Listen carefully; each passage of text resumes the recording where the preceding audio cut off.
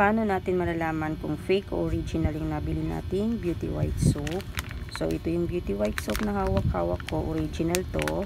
Kapag original, ang nakasulat dito sa may ano na to ay yung pirma ng CEO. Hindi ko alam kung makikita. Wait, try ko.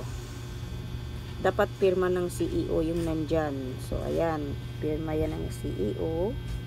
Tapos, sa may harapan naman nito ay yung mga white star dito. Pag naarawan ay magiging gray or color gray yan. So, try natin ha. Gagamit ako nito. Hindi ko naman tawag dito. Ayan.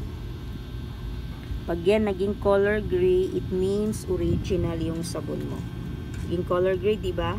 Let's try that one. Kung magko-color gray ba siya. Color gray, diba? Then, try natin itong isa dito. Pag yan, hindi nag-color gray, it means fake yung nabili mong sabon.